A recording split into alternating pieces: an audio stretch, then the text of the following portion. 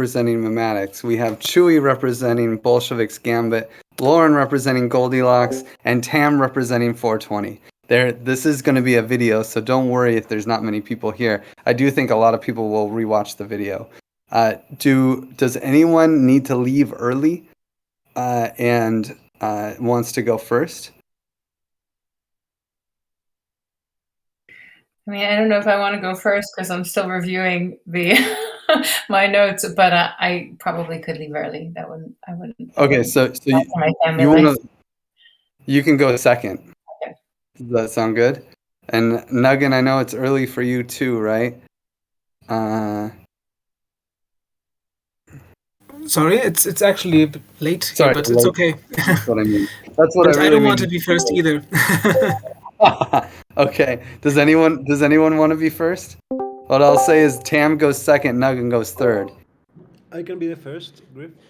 Yeah, you want to go first? Okay, so this format's going to be a little bit different but not much.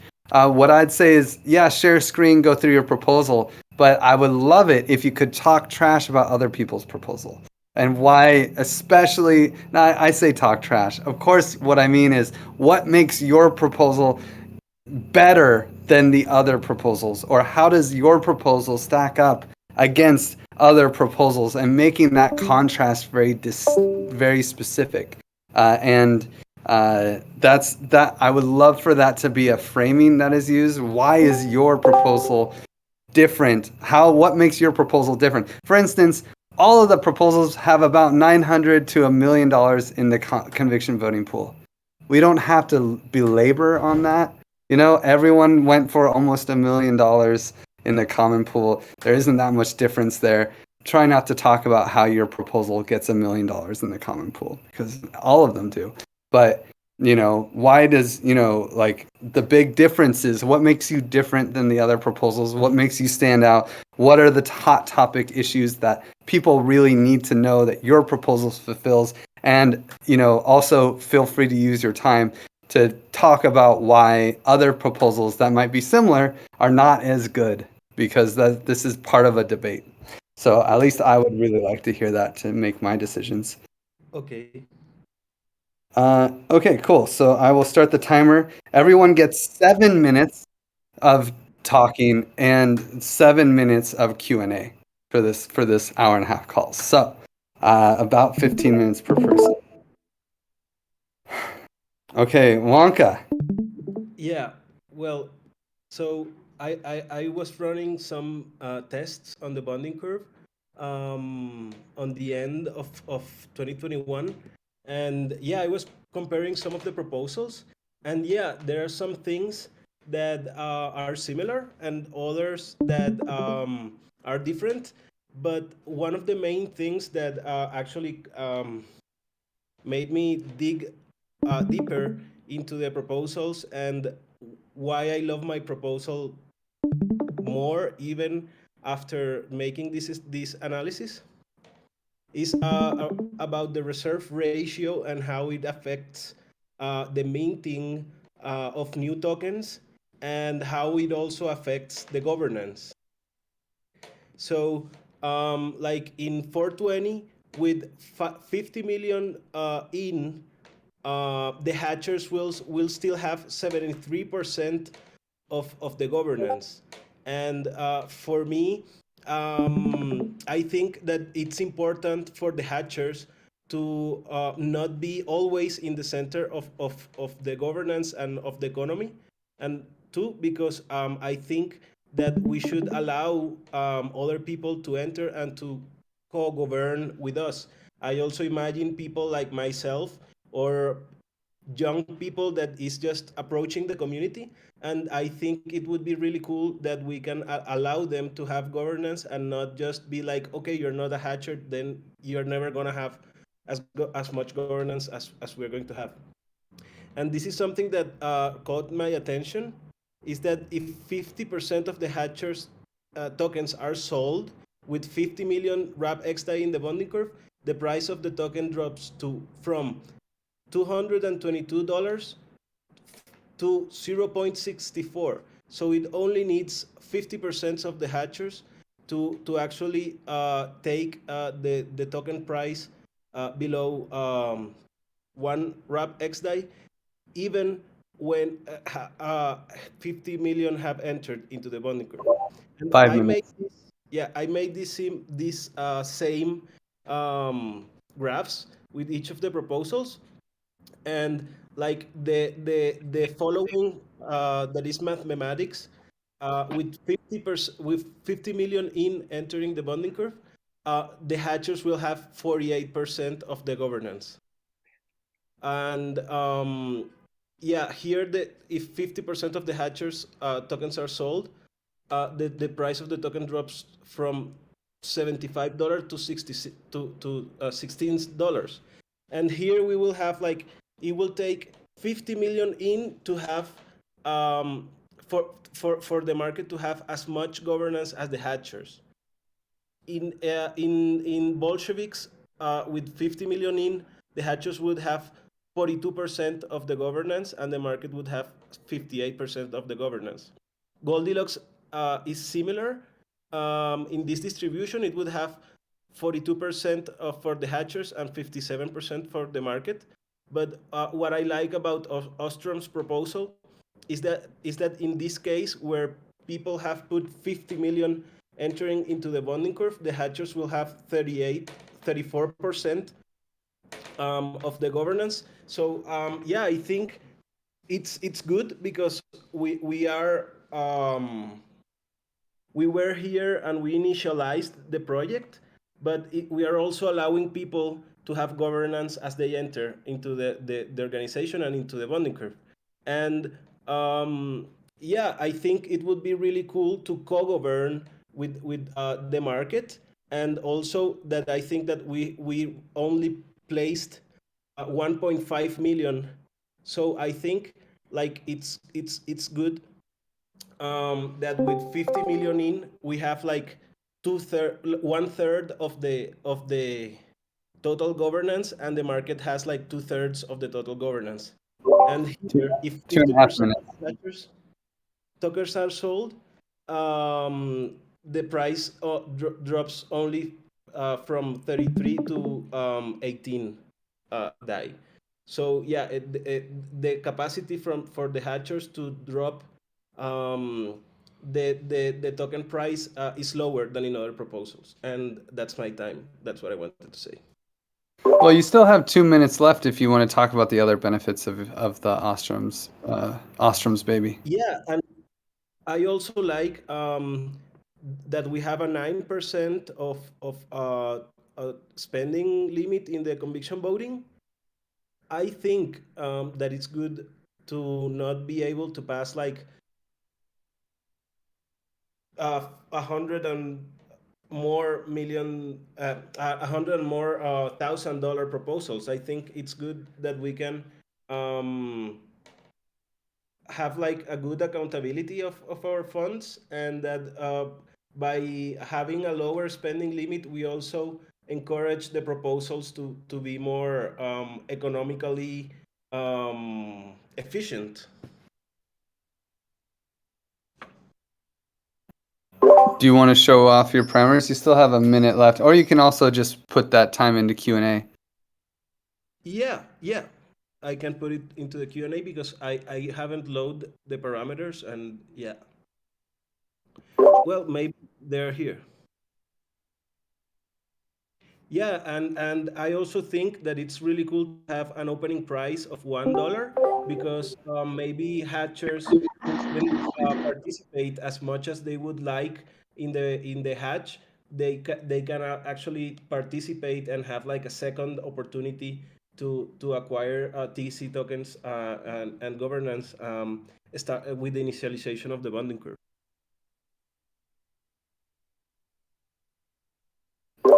Excellent. Well, let's start the Q&A process. Does anyone have any questions for Wonka about Ostrom's baby? I have a question. So in Ostrom's baby, the conviction growth is 3 days. Can you just explain a little bit more why you went with such a short conviction growth? Yeah. I liked the conviction growth to be fast, because in one call with Angela, she told me that if things gets too slow, maybe proposals or voting can get stagnated, and people forget about it, and maybe even be able to pass a proposal just because they forgot if the low if the minimum conviction would have been really low. But that's why I am trying to have like a 3 day conviction growth so that the DAO moves fast.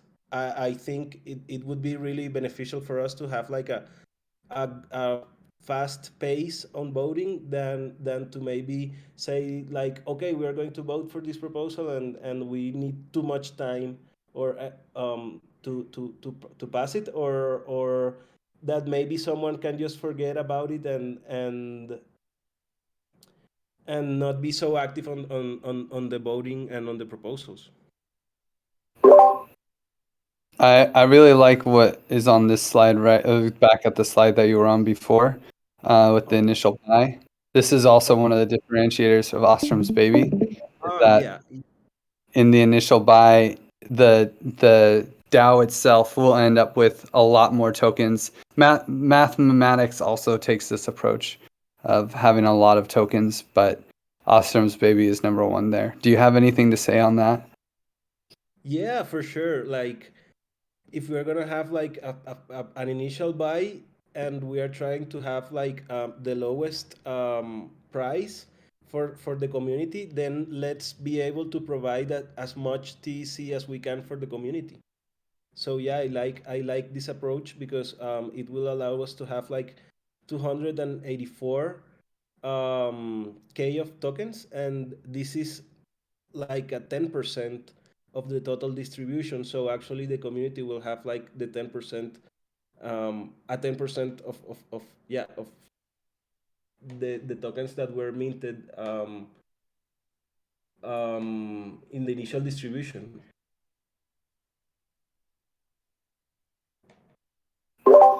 Anyone else have any good questions for Wonka about Ostrom's Yeah. Baby?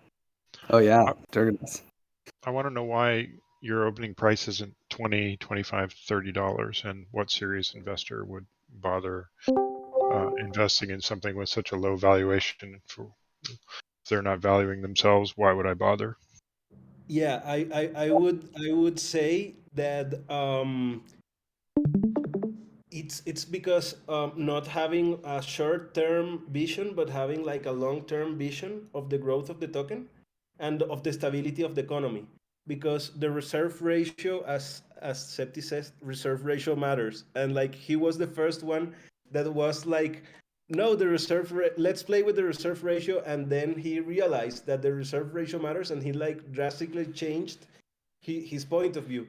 So yeah, I think that if we have a low reserve ratio, other people will not be able to have governance, and also the people who is the hatchers will have too much influence and power within the token, because like people would have to place X amount of times the amount of money that we place to have like the same amount of governance, or at least near. So yeah, I think that if we had a high opening price, what we are doing is that we are automatically giving the hatchers like the pan in the hand. And I think that if we really want to collectively govern, no one should have like the pan in their hands, but but to have like checks and balances between the community, the people who is entering, and the hatchers. Is there still time for a question? So on that point of taking out the power from the hatchers, wouldn't it be counterintuitive, since there was so much work to pick the people that were in a trusted seed, and knowing that the hatchers are value aligned with the project, and that probably they would make the most aligned decisions for a longer period of time until the people that are joining have time to catch up with the cultural build, with everything that it's being done, and that they actually need some time to make aligned decisions. Yeah, but it will still be required 50 million entering the bonding curve to at least have twice of the governance of the hatchers. So yeah, and also I think that hatchers are gonna acquire more TC as the initial price is the same of the hatch. So maybe like between the hatch and now you could like gather some funds, or you could and you can, and you want to buy more TC than the one you bought in the hatch. People can actually buy from the hatchers, and like buy, like hatchers can continue buying, and that way this governance will be more even for the hatchers, and hatchers can profit from the initial price.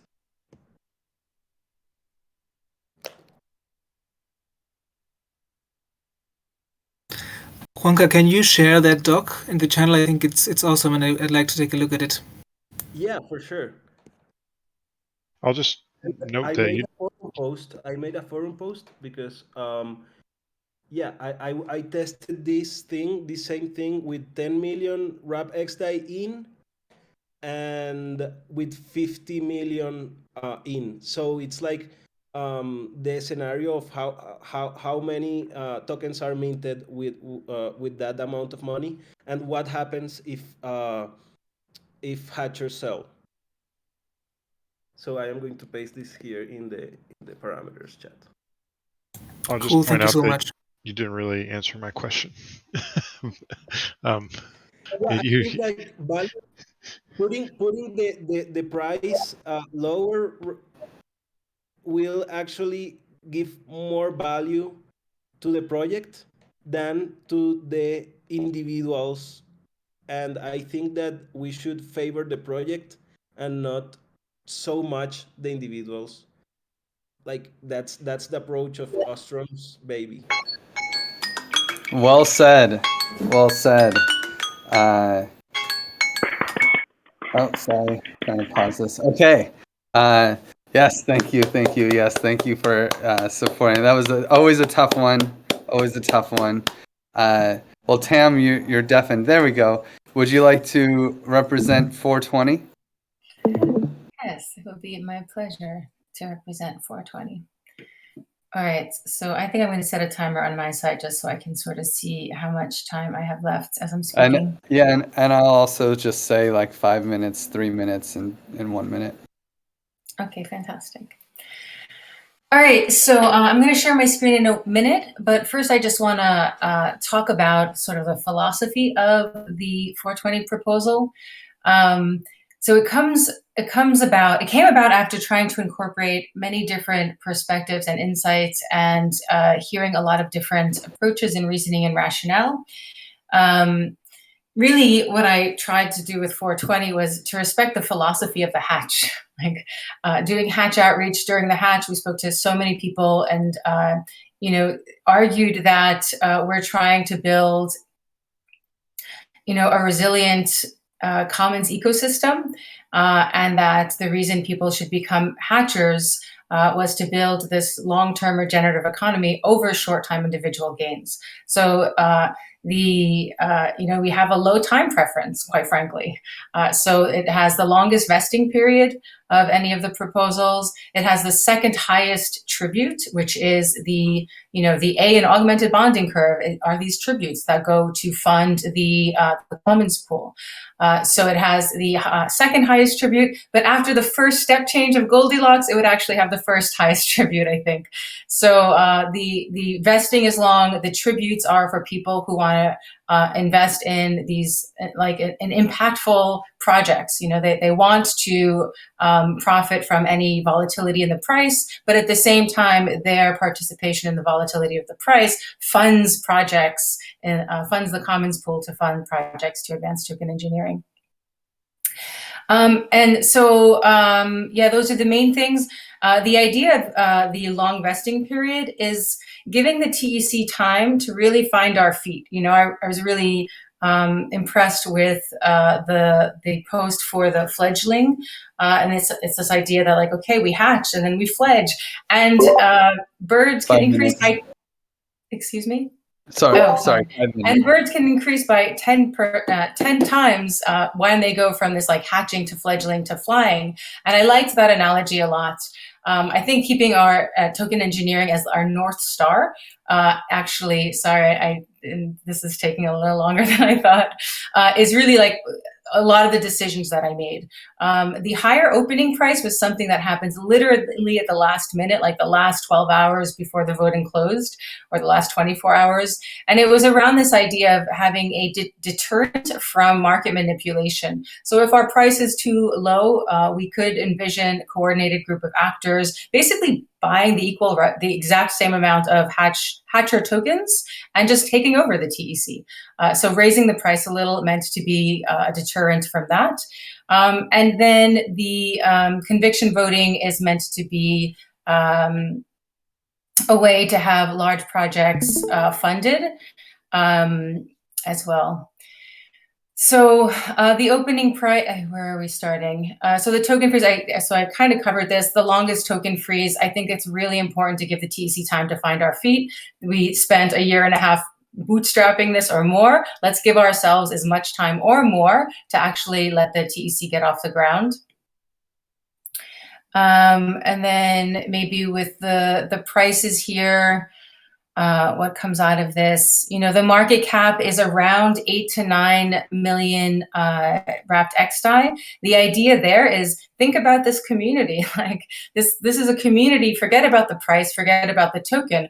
It is thought leaders, experienced Web3 builders, token engineers. We're all token engineers. I think the value of this community is actually much higher than some of the other market caps. And I think 8 to 9 million is probably actually modest for the knowledge capital within this community. 3 minutes. Okay, cool. So I also sort of mentioned the Commons tributes. What else can I say here? The reserve ratio is by far the lowest one. And if anything, I think that's the Achilles heel of this proposal. I'm sure I'm going to get a lot of questions about it during the Q&A. So I'm going to jump over that for now and we'll spend those 7 minutes talking about it.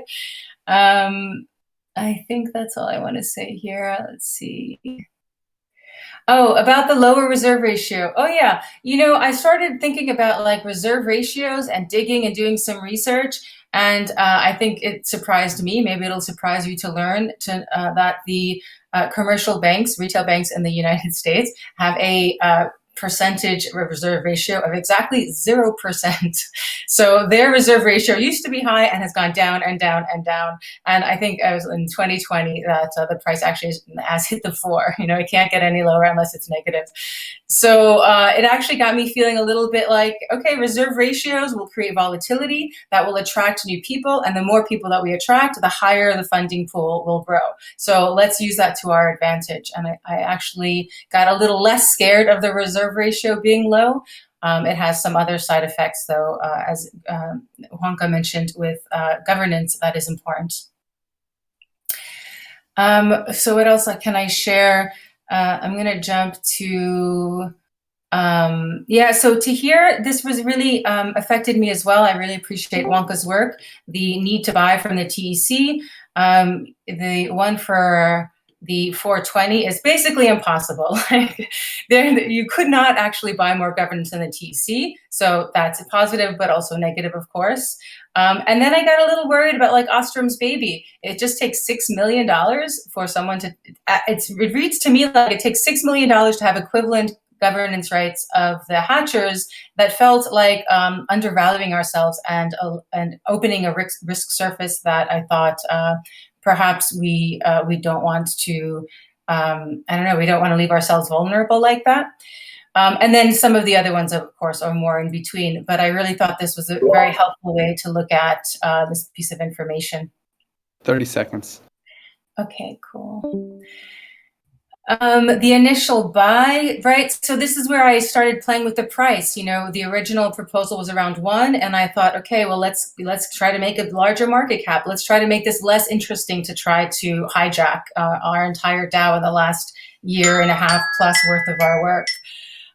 So that's where the price went, and then the price after the initial buy ended up at 420, and that's how this project got its name, or this proposal got its name.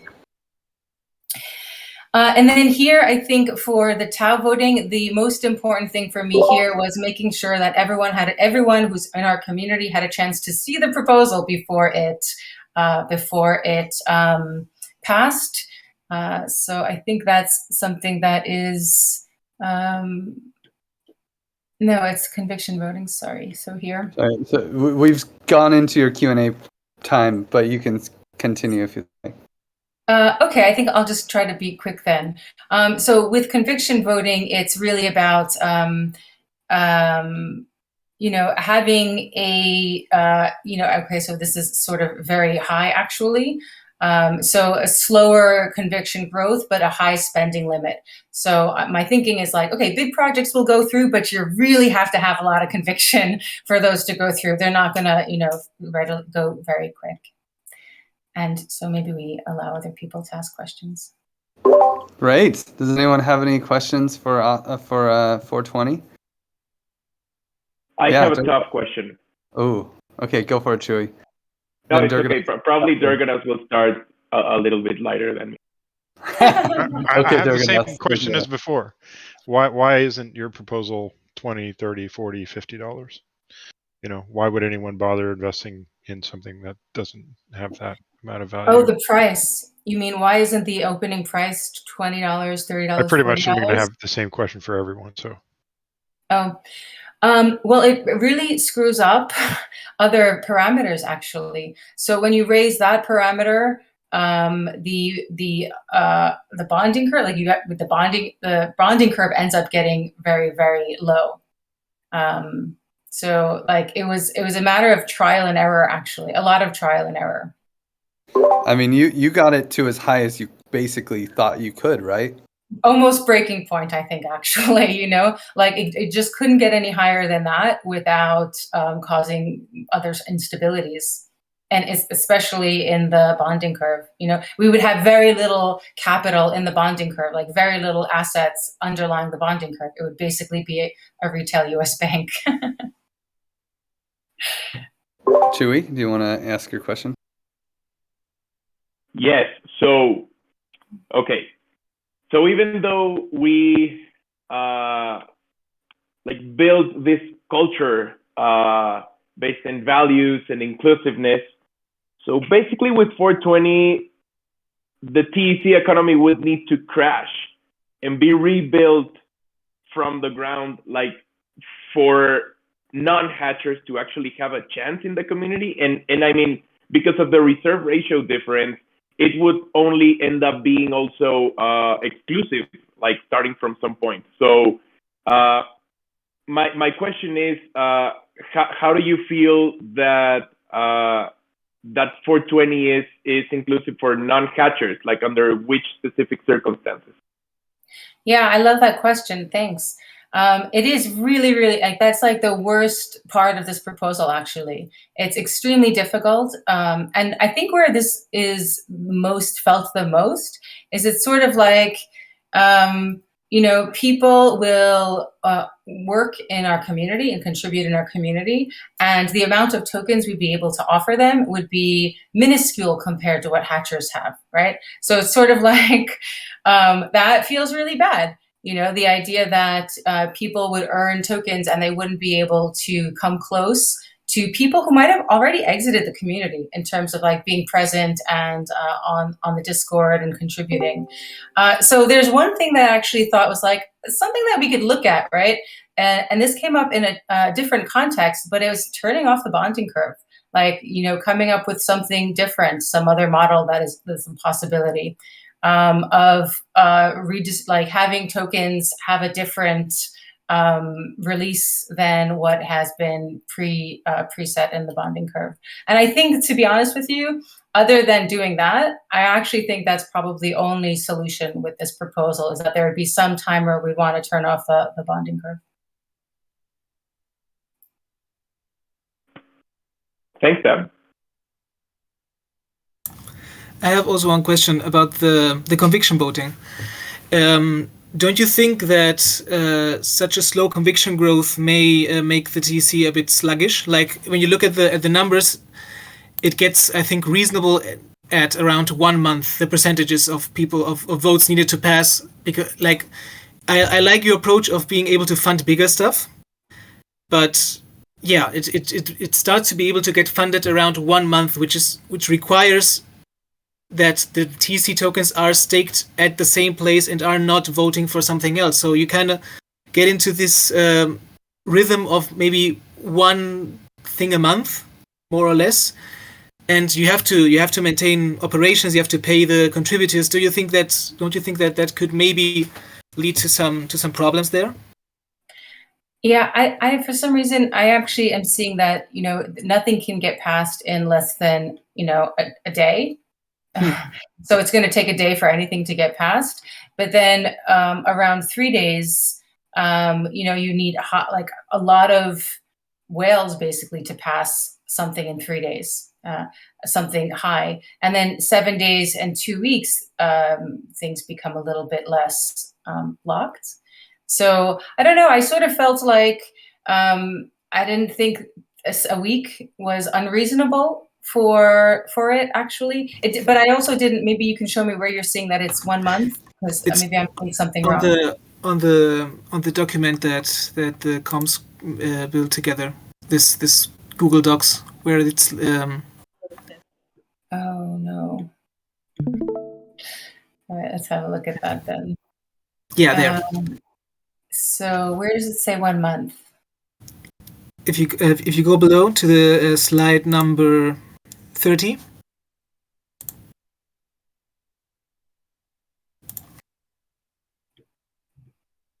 Yeah, so there the percentages, like to pass anything in 1 week, you need around 20% for pretty low funding numbers. Like if you want to pay operations, you're looking at least at, I don't know, maybe 24,000, I guess.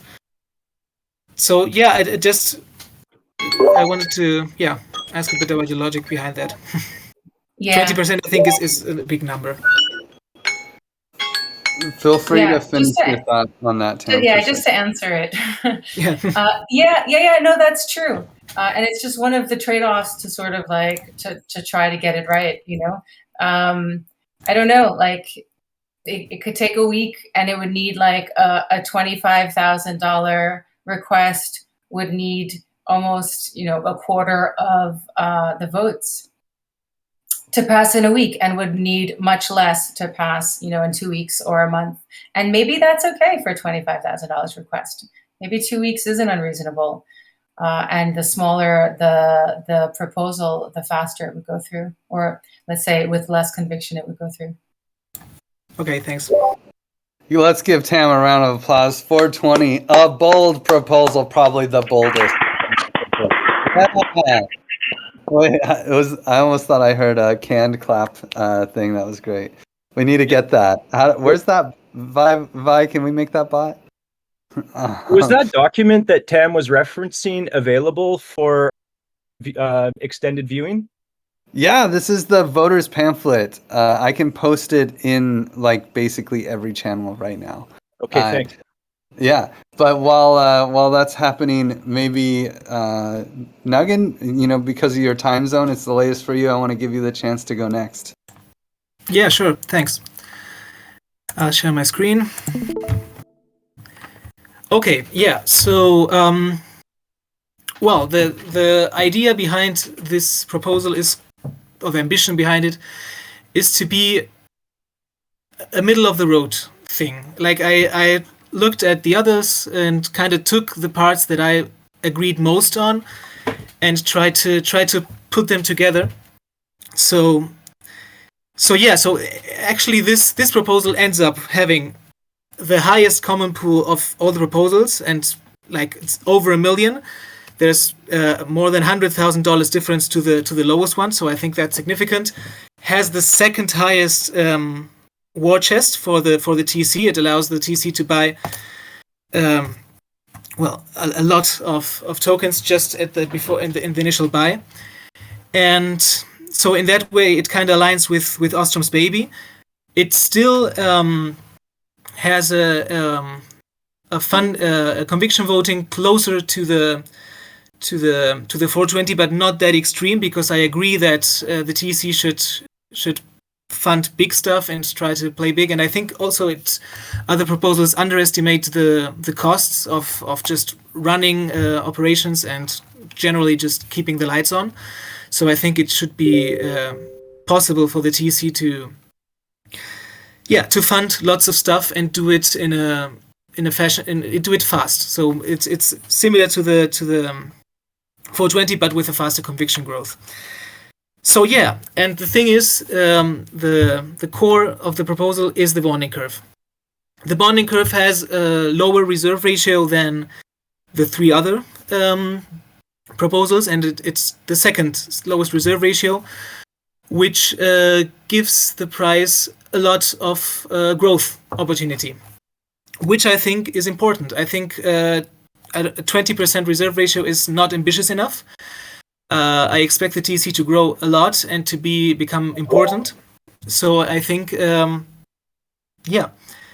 think the price should be able to reflect that. And if we have enough volatility, investors will join, and we'll have an active curve, and people will buy, they will sell, and each of those buys and sell would get some tribute, which will help us fund stuff. 4 minutes 30 seconds. Okay. Yeah. So back to that, the tribute is actually one of the lowest it is the lowest of the five proposals.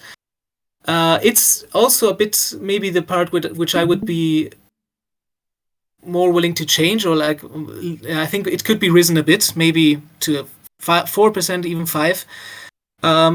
My logic behind it was to put myself in the shoes of somebody who's going to buy, because we are a very aligned community. We have this whole trusted seed, and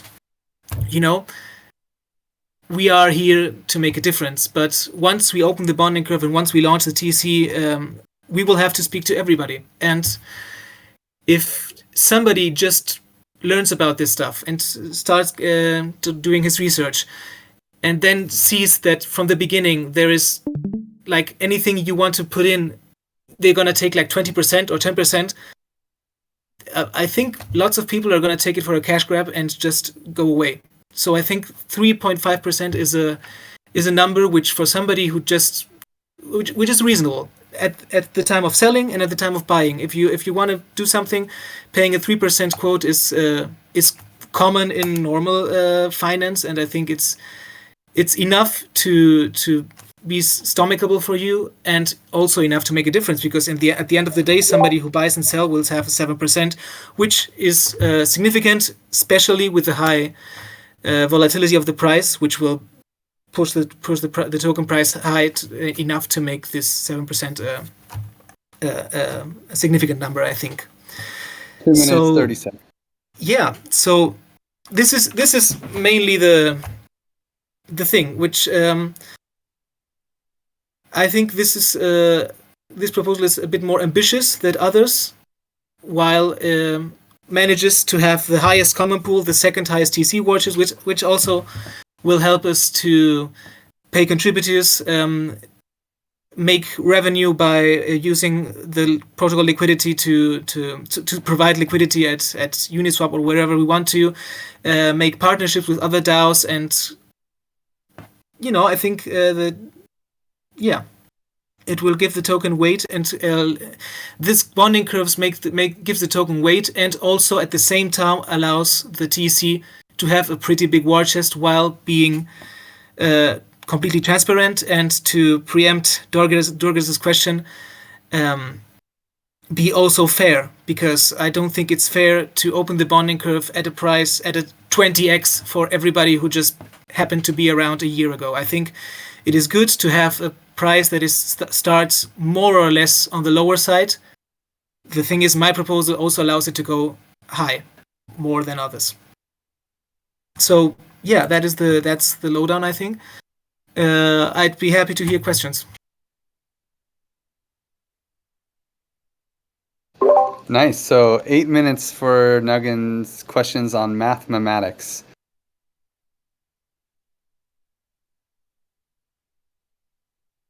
Anybody?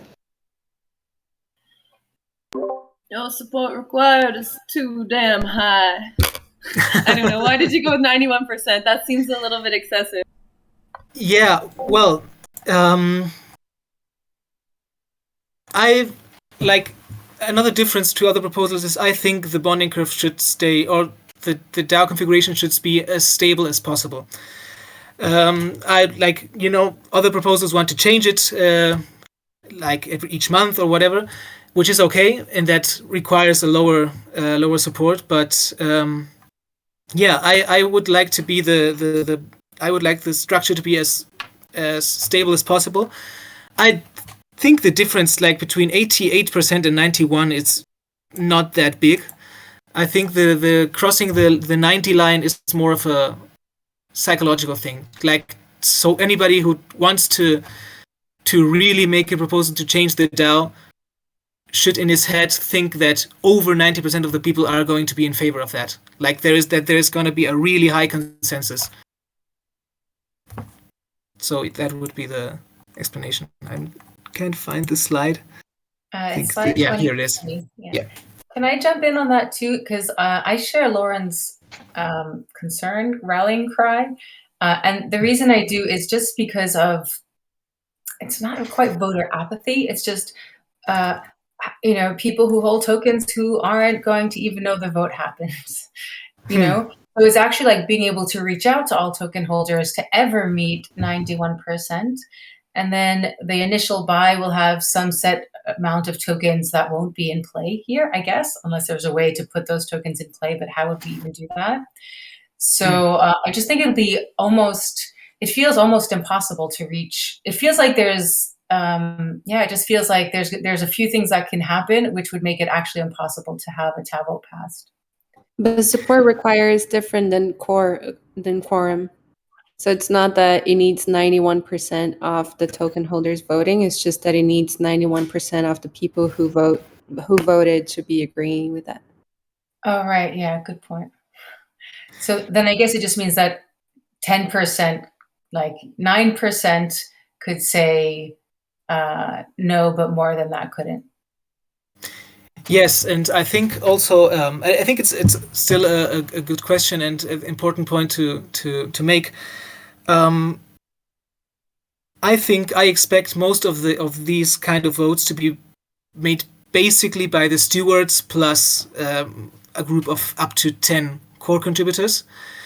With this distribution and this reserve ratio, which as Juanca showed us, kind of favors the hatchers a bit more than the Ostrom's baby, I still expect the quorum to be able to reach easily, and I still expect voting power to be concentrated enough in initial hatchers, at least at the beginning, to make quick changes if necessary, and then once the TC grows, then not anymore. But I think it's okay that if the TC grows a lot, it becomes more difficult to change stuff once it reaches maturity.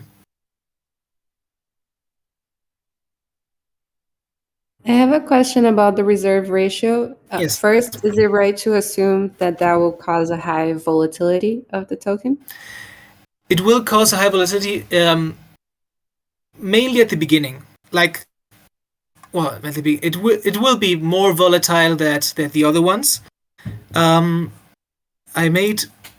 think it was here I played a bit with it. Yes, this one. I just added a lot of pretty high 30 million DAI buys. And so you can see it still continues growing. The curve doesn't get that flat, even if the token price is already at 222.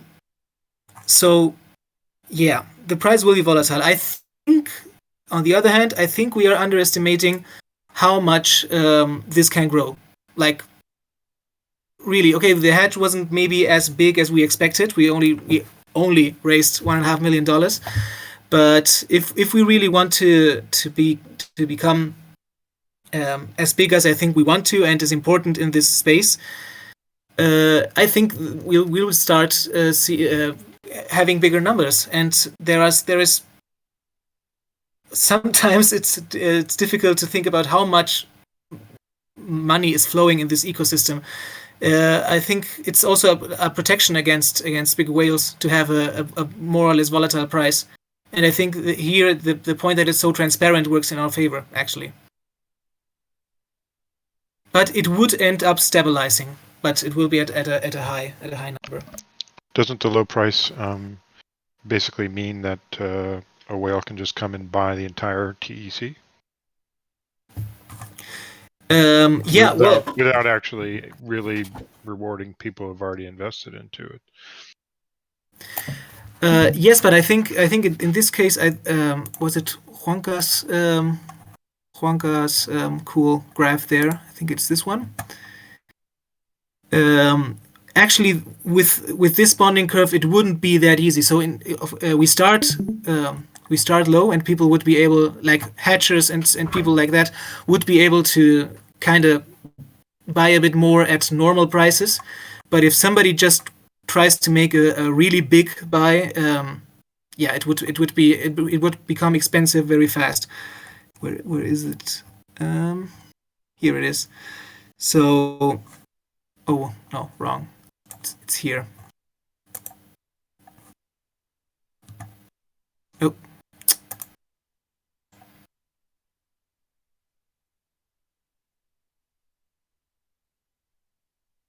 So it would yeah, it would take 25 million of TC to kind of overpower the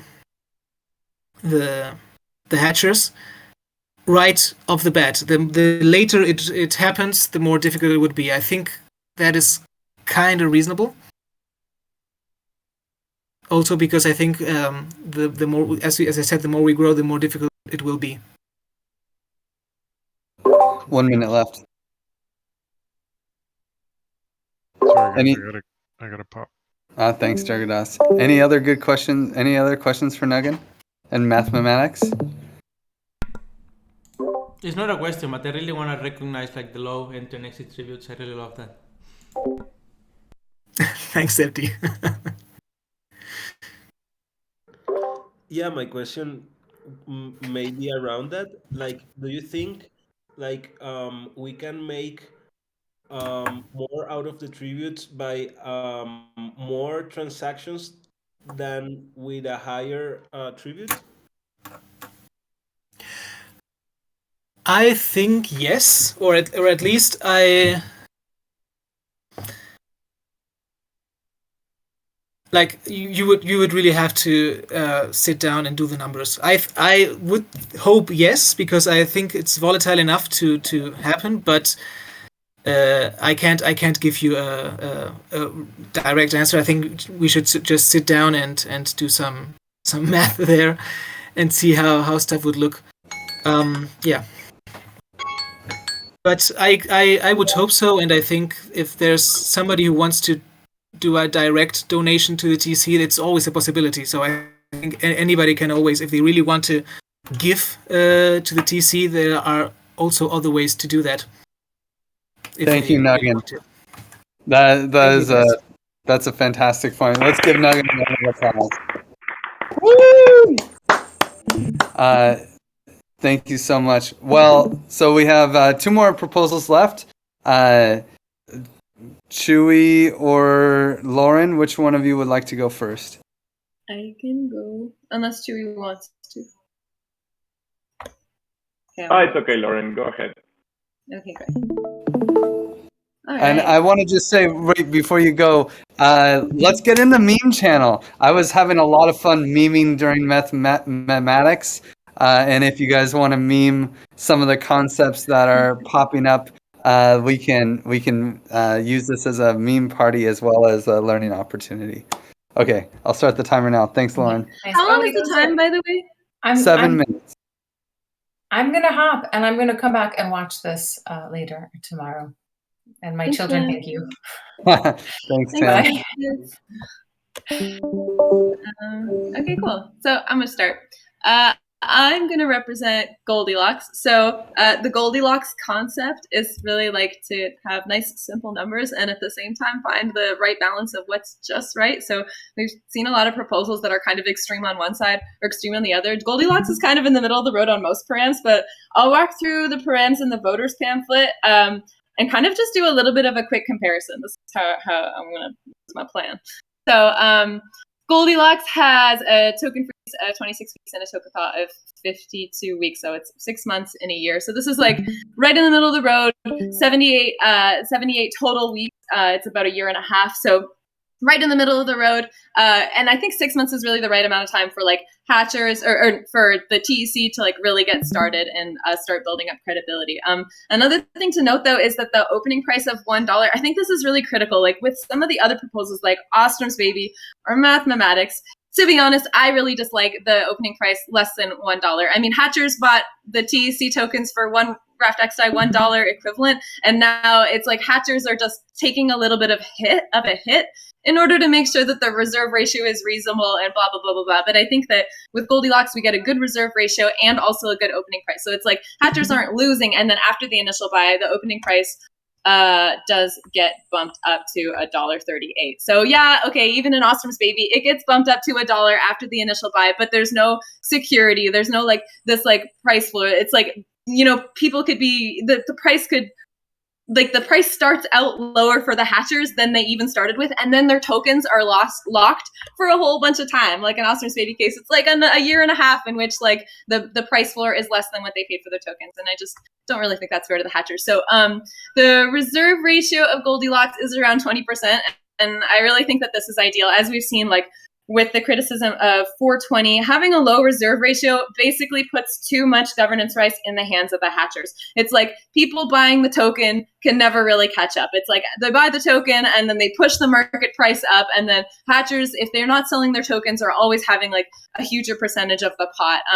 In the case with like, I mean, I opened these proposals up, so it's like Wonka had that nice like 50 million with like a 50 million market cap. It's like kind of like a 50 split. There's actually more going to the market once we have a $50 million market cap. And then in the case of Goldilocks, in the case of 420, it's like the hatchers are still over half. Like they're still holding over half, even though we've like pushed the token price up like way high. And I think that the TEC, one of the core values is like this inclusivity and bringing people in that are value aligned, and then we're building things together. So I think that having that openness is really important. Taking care of the hatchers, also taking care of the people coming in.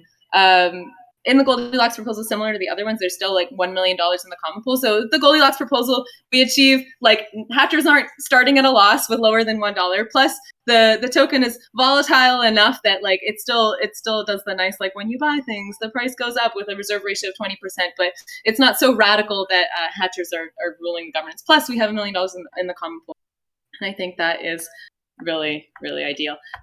So for DAO voting parameters, Goldilocks, once again, you can see is like kind of in the middle of the road here. The support required was reduced a little bit. I think with more people coming in. Oh, actually, I didn't talk about the entry and exit tributes. I'm going to go back quickly. Entry and exit tributes. Yeah, oh wait, so also when you're looking at the voters pamphlet, you know that the red numbers basically are very difficult or impossible to change. So like when it comes to entry and exit tribute, we can change these proposals and by passing a DAO vote. And in the case of Goldilocks, it's actually kind of embedded into the strategy of the proposals. It's starting out with a pretty high entry tribute, 22%, and an exit tribute of 2%. And then over time, it's like every month, reducing the entry tribute by 4% and increasing the exit tribute by 2% for 6 months, basically, until you end up with like 12 and 8 or something, or I think. Anyways, I think having the high entry tribute at the very beginning, at launch, is really good actually, because it brings people into the TC and they're kind of making like a conscious donation at the very early stages. They can really only buy in the augmented bonding curve. They're making a conscious donation, 22%, to the common pool of the TC. And I think that the people we want to attract into the TC in the early days especially are people who are value aligned. So it's like having a higher entry tribute is also encouraging people who are coming in to be aligned with the TEC, not rather than just like, ooh, hot new token, ape in, airdrop, blah blah blah, drop, dump. You know what I mean? It's like we want to have people coming in who are value aligned. So. But there's been like the debate on Goldilocks proposal is really, people don't like the entry and exit, but I feel like this is the, like, everything else people are like, good point. Entry and exit is the thing that people disagree with, but we can pass a DAO vote and change this. And if after the comments upgrade we don't like the high entry tribute and the exit tribute, we can also create a forum post and pass a DAO vote in order to change these parameters. And actually we'll have to in order to follow the strategy of Goldilocks. So going into the DAO voting params, just because like with these DAO voting params, this is the way that the parameters in any other circumstance get changed. I think having swift governance is important. So Goldilocks has a total 7-day vote duration. It's it's 5-day vote duration, and then if there's a triggered quiet ending period, there's still 7 days. Votes still can get passed within 7 days. I think the 5-day vote duration is really good because you can have the delegated voting period of 3 days and the quiet ending period of 3 days. So if there's contention within the delegates can trigger an extension of the 2 days, like to be added to the vote duration. And I think that if there's contention within the delegates, their window should be within the quiet ending period window. 45 seconds. Cool. Okay, conviction voting. Conviction voting is really important. So the conviction growth, something to keep in mind is that conviction growth really kind of tops out, because conviction growth, it's like half-life, it's like increases more rapidly in the early stages, and then like it's decreasing, like the rate at which it increases decreases. And it kind of maxes out at 4 times the conviction growth. So just like if the first thing I didn't say didn't make sense, 4 times the conviction growth is kind of when proposals are starting to get stale. It's kind of when people's voting power isn't really increasing anymore. And I think that like a month of proposals, like anyone could be proposing into the garden. Anyone will be able to propose into the garden request fund. So I think like a month is a really good period of time, so that it's like there can be people considering it, and then people who have conviction could be staking their votes there, but it's not sitting there for months and months and months and getting old, and like people's conviction slowly creeps up. I guess this is my time, but I really like also, anyway, this page is great. This page is great. You can see that like within a month period of time, you can pass some pretty hefty proposals, like 50,000 with 6% of the tokens, and you can pass an 8,000 1% proposal with 5% of the tokens. But it's like really a lot less for one day, and nothing passes in 8 hours. Okay, cool. Nice. Thanks. Does anyone have any questions for Goldilocks?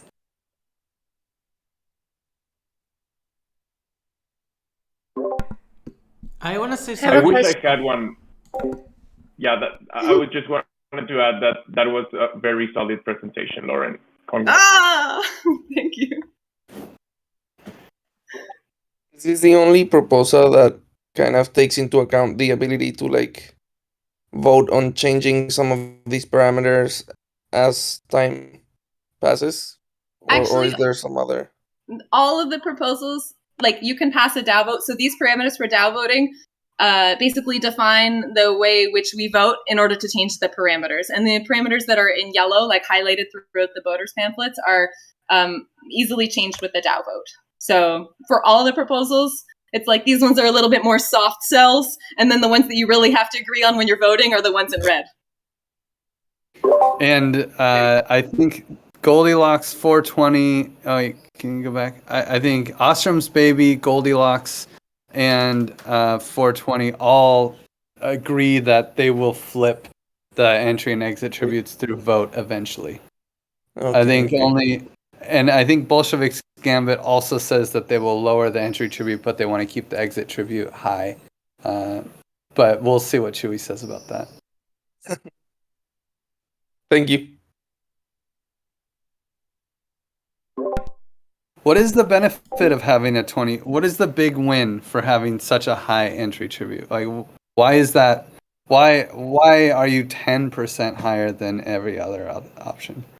I just think it's really about value alignment, and also about the sheer fact that after a few months, there's going to be secondary markets where people can be like buying and selling outside of like our bonding curve. But you know, like we're so new, like we're just starting this bonding curve. And I think like in the early days, people, the only place they can buy tokens is on the bonding curve. And we want to incentivize people coming into the TC who are actually going to want to add value to the TC. And I think that like, I mean, I see this with Giveth a lot. Like people want to give to things that they care about. And so it's like, having a high entry tribute is also kind of like it's like a slight encouragement of trusted seed people coming in. Like we had the hatch only with trusted seed people, but then we attracted other cool people throughout this process of the debates who are like trusted seed people, and now trusted seed people who aren't part of the hatch. And it's like they're the people who are going to come in and be adding value, and then also be our token holders, and that are also going to be contributing to like the voting and the governance of everything in the DAO. So I think it's actually an advantage rather than a disadvantage. Plus, it's great because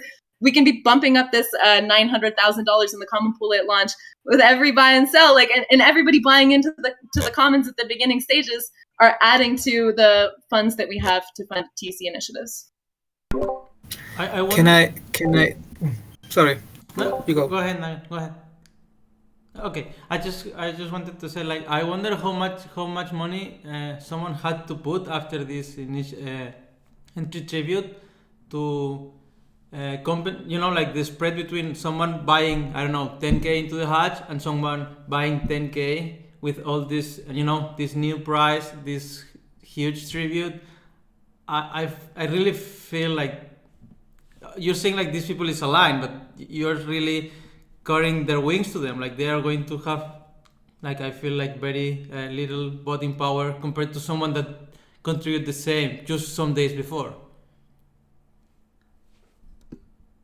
Oh, you mean because the price will be increasing, and then the people coming in later will be.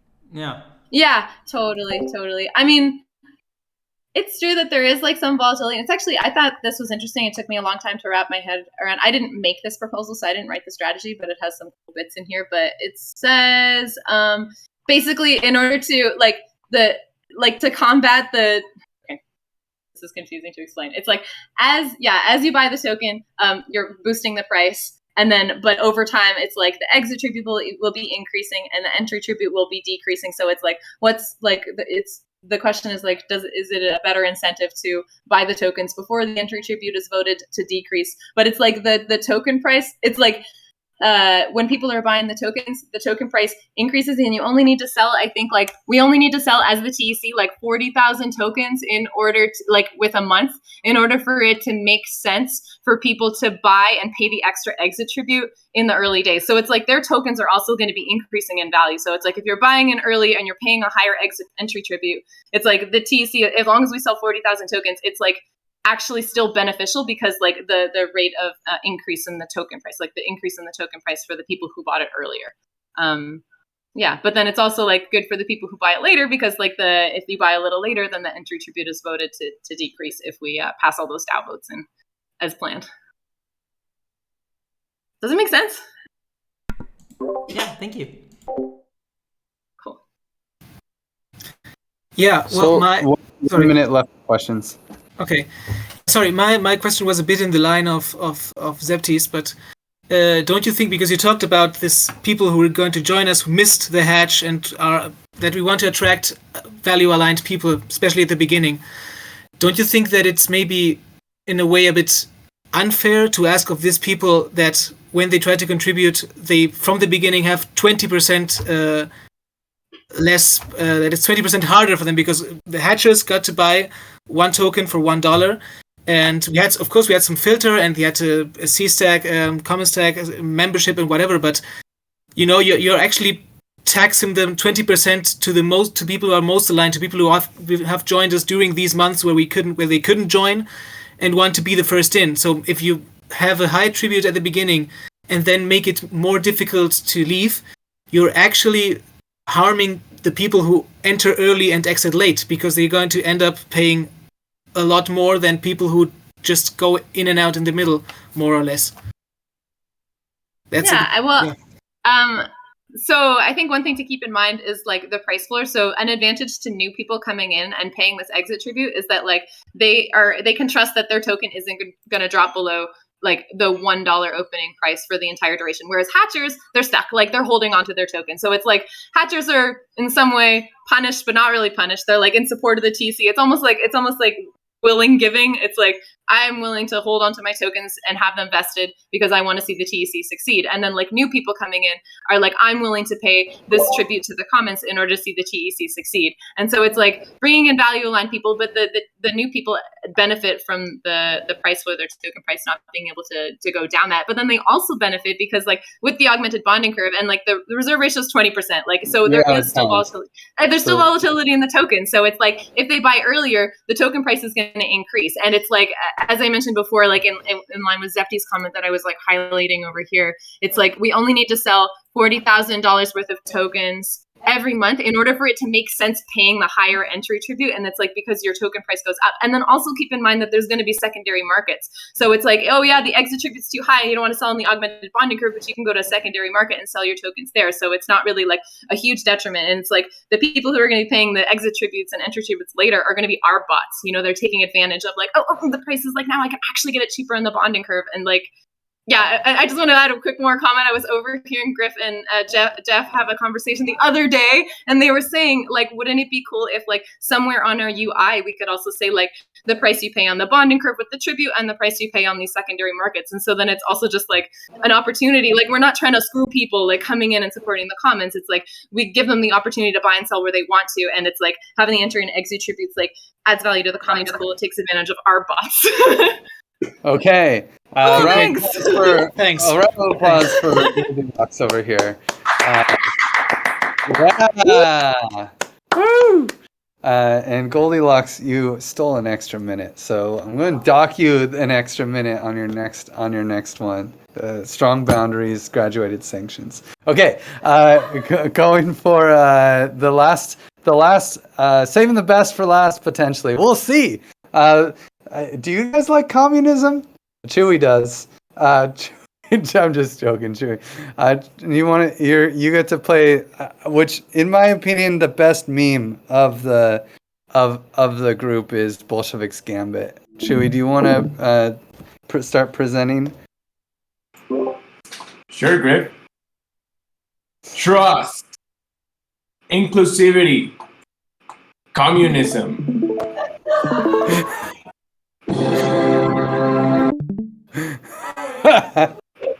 Behold the Bolsheviks' Gambit.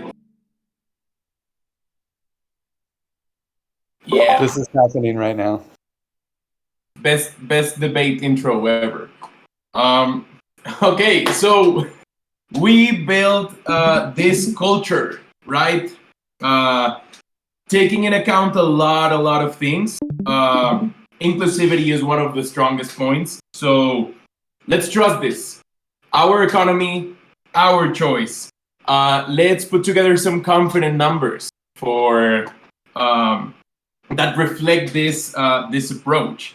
What I like about this proposal is that it's another kind of middle of the road proposal, but at least we are together. So let's dive in.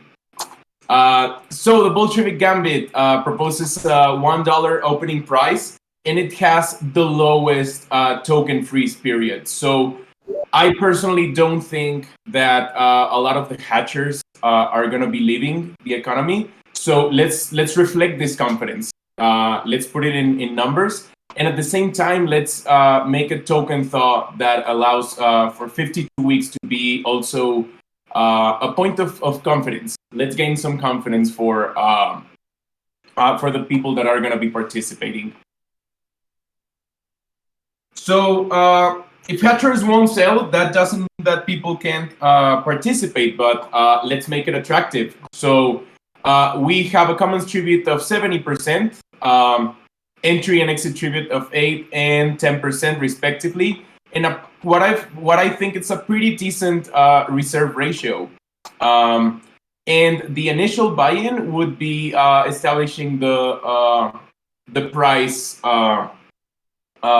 in 147. So I think this is something that makes it possible, that makes it accessible for people to participate. And I really think that this is going to be a huge part. So yeah, like let's think of that. Let's think of inclusivity.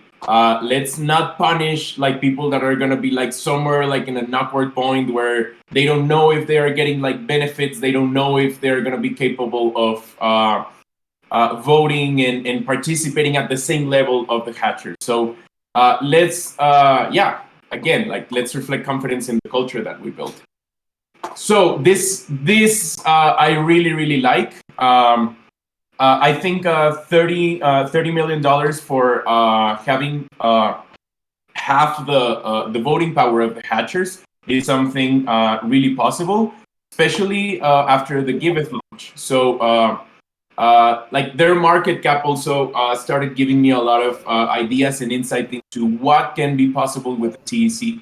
So I feel that if we feel confident about what we are going to launch, I think that the question of how can people have the same opportunity reflects on this. I think that these amounts of 3 million and 50 million XDAI are pretty like low hanging fruit if we want to have like a more diversity and grow beyond the hatchers and being able to share this culture. So if you think about it, if we get to a reserve of $20 million, we're gonna reach a price of $24.54, which isn't really bad at all. And I think it can also this is also capable of rewarding the hatchers, which is another important thing that I feel a lot of proposals are leaving out, except for 20, right? But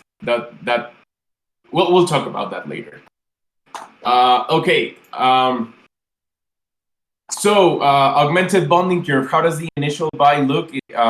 So as you know, we're gonna as the TEC are gonna be the first buyers of the TEC token, and this is gonna be used among different things for the reward system. So I really feel that it should be like somewhere in the middle, and at the same time not raise the price to something that can be start like leaving some people out.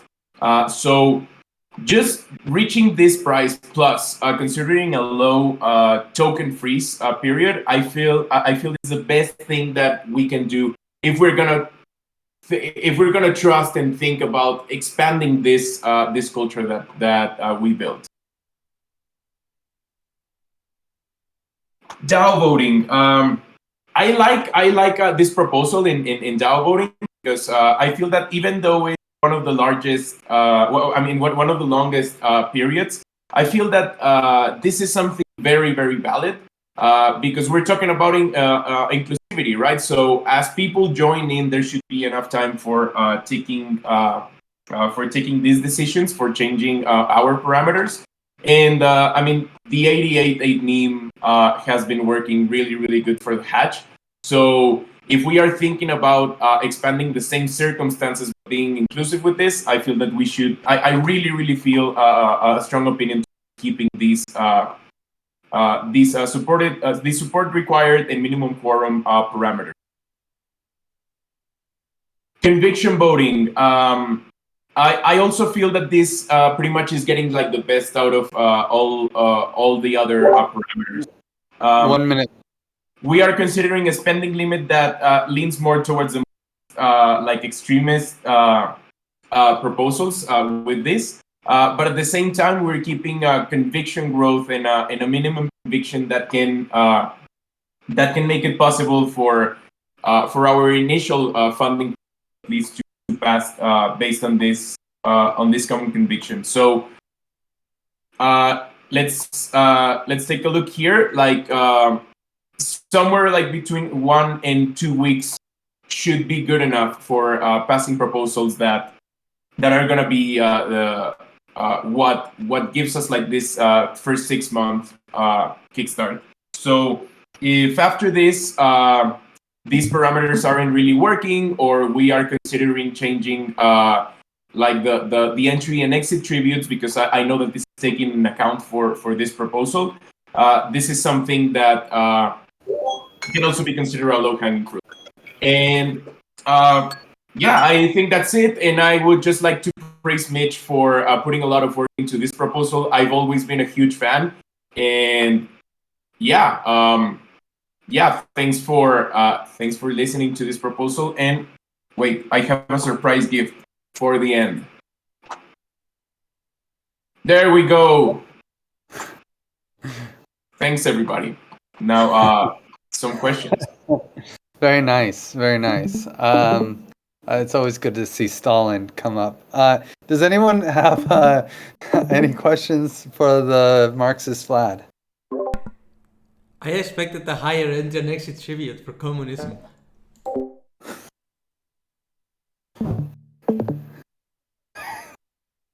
So what's with the incongruency, Chewy? I'm sorry, I didn't get the first part of your question. What was it? Oh, this Mike. It was just a joke. I was saying I expected higher entry and exit tribute for a communism proposal. We are kind of like more progressive in those ideas. Along those same lines, Bolshevik's Gambit and Goldilocks are incredibly similar, especially if you look at this thing, right? Same opening price, nearly the same commons tribute. The reserve ratio is the same, and if you look at conviction voting parameters, they're nearly the same. What is the biggest differentiator between Bolshevik's Gambit and Goldilocks? Or are there a couple? Like, why would someone want to vote for Bolshevik's Gambit over Goldilocks? I think this is like my biggest concern, the entry and exit period.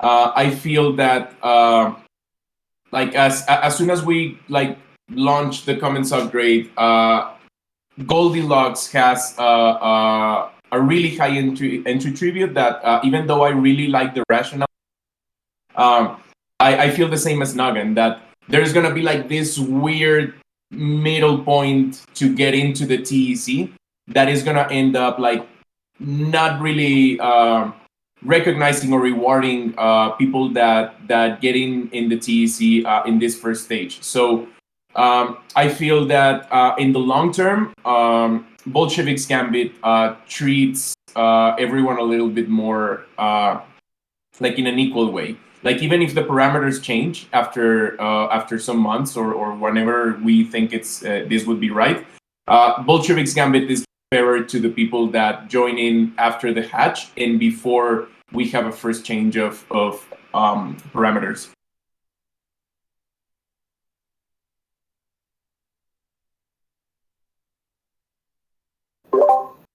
Anyone else have thoughts here? Questions for the Marxist Vlad?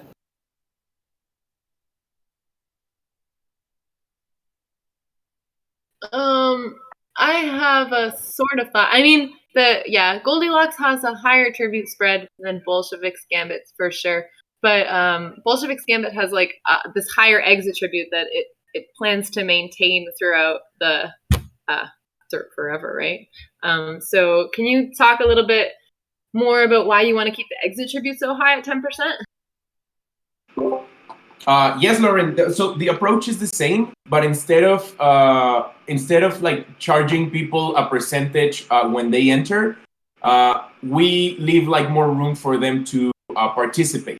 So it kind of like changes that perspective. Instead of limiting the way they participate, it kind of instead limits them getting out like easily after they see some profit or just anything. So in a way, like it's a similar, like it approaches the same issue, but instead I feel that it gives people the chance to have just more vote weight instead of reducing it and making it tough to enter but easy to exit, just like communism. I love the meme. That's maybe the best part about this proposal. Okay, I have another question. So one difference I noticed also between Bolshevik's Gambit and Goldilocks, and for Goldilocks better, is that actually the DAO voting parameters. In Bolshevik's Gambit, you have a 3 to delegate voting period and a 2-day quiet ending period and 6-day vote duration. So it's like there's the delegates basically can't affect the outcome of the vote at all. And I think that this is like a question with the hatchers. It's like the hatchers or the active people in the TC are more likely to become the delegates. And it's like, if that's contentious, shouldn't there be more time for other people to come in and check their delegates vote, et cetera, et cetera? What do you think?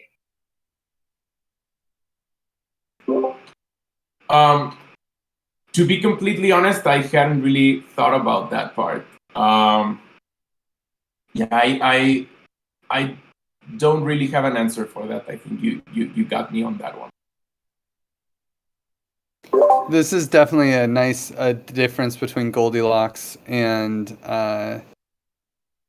this chart looks wrong, but I'll fix that. But Goldilocks has time to execute with without an extension 5.5 days, and Bolshevik's Gambit is 8 days. Why do you think it's better to have longer durations for votes?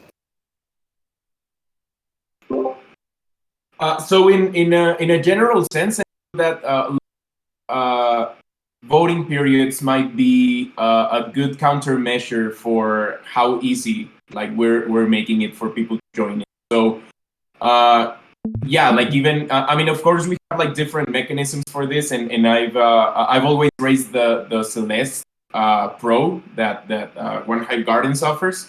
But even though I feel that not even getting a little bit ahead of that, some form of more disputable voting. I feel that if there are any discussions where we are leaving people behind, what would be the use of being inclusive with this participation, right? So I feel that this extra voting period kind of allows people to integrate culturally, not only democratic. Nice. Well, thank you, Chewy, for representing so well the Marxist Vlad approach.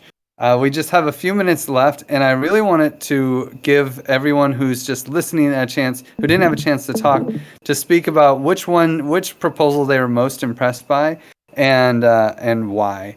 So let's try to keep it to about a minute. I'll start the timer. Zeptimus, would you like to kick it off? And just pass it to people who didn't get a chance to talk.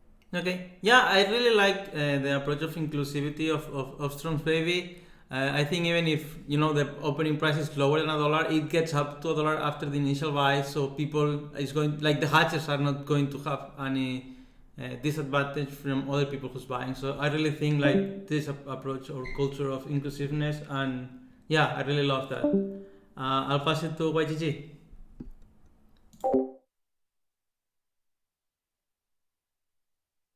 Hey guys, awesome presentations, everyone. I'm blown away. I'm kind of playing catch up on these proposals, so I'm really happy I hopped in here and got to see all these really high caliber presentations.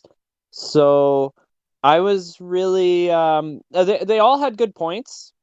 So it's tough. I mean, I feel like at this point we could launch with any of these proposals and probably just do all right, but I've had a really good feeling about the one Nuggin presented.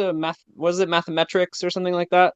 And it seemed really well-rounded, very neutral, like he said, kind of the middle path approach, and just really good justifications for the reasoning. And nothing crazy. It was quite similar to what we're seeing from a lot of the other proposals, but just some sort of subtle refinements. And yeah, so that I really want to look into that one deeper. But like I said, from the presentation, seems like we could launch with any of these, and we'd probably just do fine. So it's about optimization at this point. So looking forward to reading deeper into all the proposals. And I'll pass over to, let's see, Pab. Hi. I think I honestly think I need to read through the pamphlet a little more to like be able to like make any decision. But right now, I'd say I'm leaning more towards mathematics and Goldilocks. Mathematics mainly because I like how low the entry and exit tributes are. I feel like them being lower may be a reason why more people would want to join in, you know? So the percentages being low does not necessarily mean less money flowing into the common pool. And on Goldilocks, I like how it kind of discourages degeneracy, which is a good thing, I think, to like keep a community like having culture like stay healthy, I guess. But yeah, I cannot say I'm like decided yet since I need to read a lot more to be honest. I'll pass it to Livia. Yeah, math is also my favorite one, and I really like the low entry and exit tributes, and I like that they are the same, and that creates some type of movement that can be very beneficial for us, and also that the governance the governance part of the hatchers. Let me look for that graph. It takes, I think, 3 million for 3 million of TC from the ABC, from the ABC to mint half the tokens given to hatchers. And I think because it creates a high volatility, maybe it's easier to reach those 3 million with less people participating in, and then it creates a more like soft distribution, that it's not so quick to new contributors versus hatchers. And I'll pass to Vince. Hi. I think the two I'm kind of in between are Goldilocks and Bolshevik's Gambit. I like kind of that set of parameters. And I guess kind of what I'm trying to decide is, do we think modifying those parameters kind of on a regular basis to change that entry and exit tribute is the way to go versus having something that we kind of intend to be there longer term. So that's where I am. And I don't know who all's gone. I'll pass to YGG. He went. It's okay. It was a good guess, though. I mean, we always want to just pass to YGG. I almost want to let him go again, but Anne hasn't gone. Anne, I know this is your first time actually to even hear about any of these parameter sets, but did you have a favorite? I think everyone gave a really great presentation, but I'm still kind of trying to learn the lingo, so I don't really have anything contributed at this time. No worries. Sorry to put you on the spot. How about Gideon? I think you may have just rolled in. I don't even know if you got a chance to listen to too many of the proposals, but do you have a favorite of these proposals that you'd like to discuss? Yeah, Griff. Sorry, I just no, I'm just jumping in, and I came in with Goldilocks and 420 as my top, but I'm going through the brochure right now, which is awesome. I love it, and yeah, this question about are we locking out new people from governance is something that I hadn't really thought about, and so I'm just really trying to digest that right now. And see if that changes my view of things. I don't know if anybody else still hasn't gone yet, so I'll leave it to you. I think that is everyone. Did anyone else not get a chance to present or speak at the end? I think that's everyone. So thank you all for coming to this great debate. we have a lot of different opportunities to vote on timings for other debates. You know, this is a global. There's a global world here, and it's really hard to know when the best time is for everyone. So please consider going to the first. The next debate is going to happen at. Oh man, I'm so sorry. The next debate is happening on Monday at. Does anyone know the time on Monday? I'm sorry, I don't have it up. 11 a.m. EST. 11 a.m. EST, great. And so that means 8 a.m. West Coast and 5 p.m. Europe. So definitely come to that. There are lots of other opportunities also to discuss these parameters, but we need your help to pick the best times. There are, on the first page of the voters pamphlet, there are 3 doodles.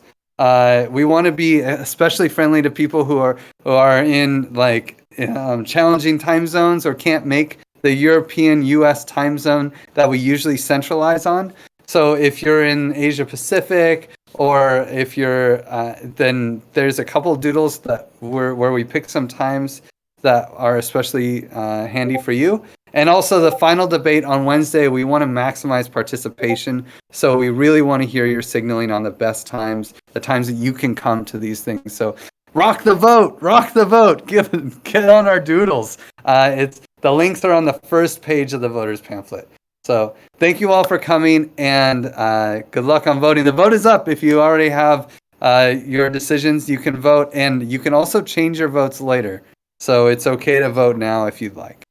Thank you all for coming, and we'll talk to you soon. We'll see you at the next debate.